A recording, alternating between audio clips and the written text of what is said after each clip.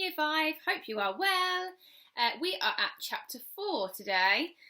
So chapter 4, we've got a little illustration at the beginning of our chapter. We've left it at the end of chapter 3, where Pellegrina is, I would say reading, but telling a story to Abilene when she gets into bed. And Abilene has asked that the rabbit can Edward listen, and Pellegrina said, yes, I think the rabbit must hear the story. Okay, so chapter 4. Once there was a princess who was very beautiful. She shone as bright as the stars on a moonless night. But what difference did it make that she was beautiful? None. No difference. Why did it make no difference? Asked Abilene. Because, said Pellegrina, she was a princess who loved no one and cared nothing for love, even though there were many who loved her. At this point in the story, Pellegrina stopped and looked right at Edward. She stared deep into his painted-on eyes, and again, Edward felt a shiver go through him. So I wonder how Edward's feeling if he's had a shiver go through him, a bit of show not tell.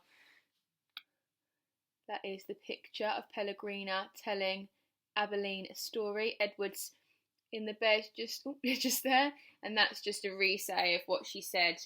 There was a princess who loved no one and cared nothing for love, even though there were many who loved her.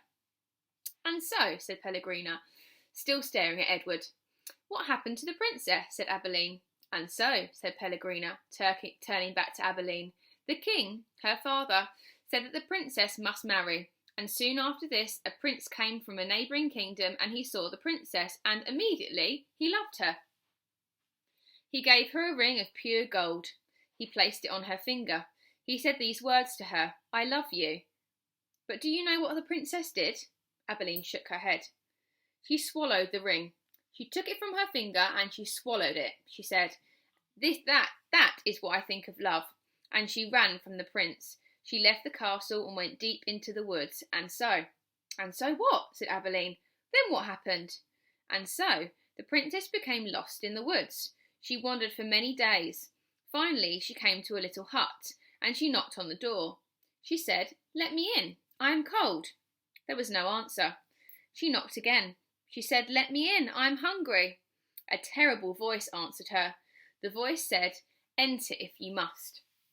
The beautiful princess entered, and she saw a witch sitting at the table counting pieces of gold. 3,622, said the witch. I'm lost, said the beautiful princess. What of it? Said the witch.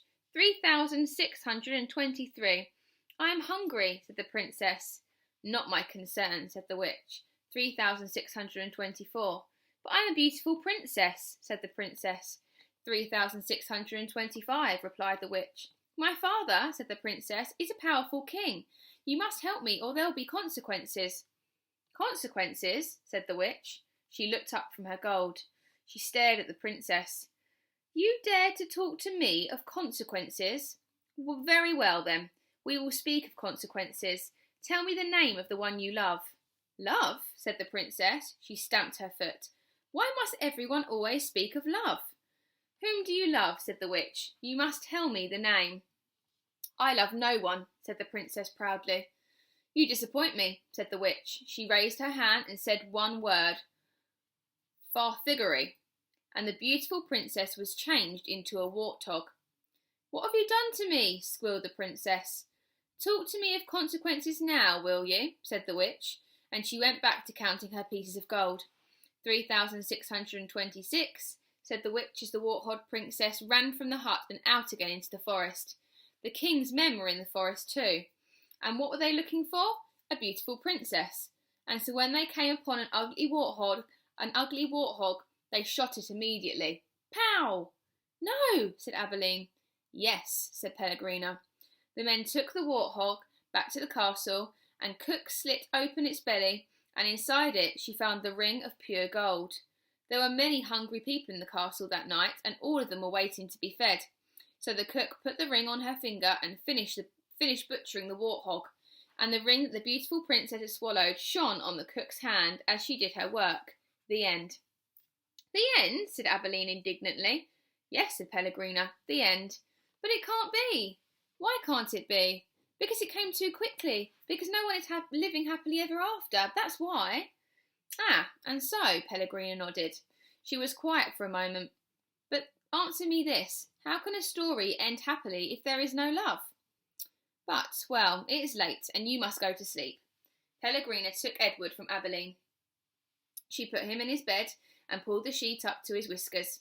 She leant close to him.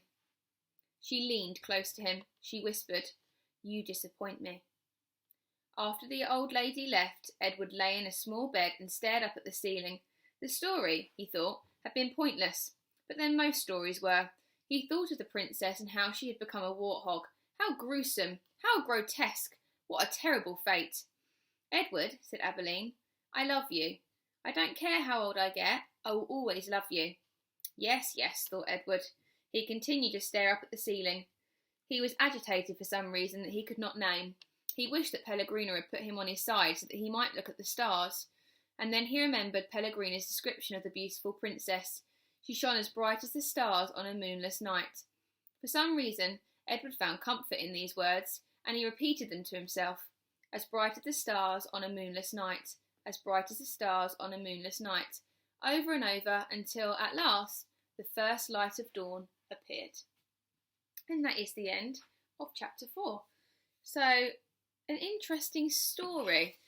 I will be popping up your questions to go along with today's reading. I don't know if you've noticed, but on the daily timetable, we've just swapped the order. We usually have maths, English, and then reading.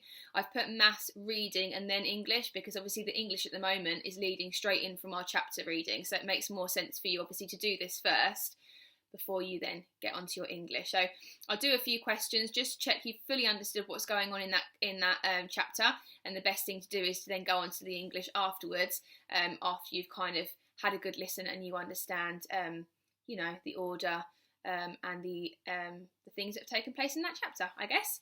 So yeah, that was our chapter 4. I'll be back tomorrow for chapter 5. Have a wonderful day, and I'll see you soon. Bye.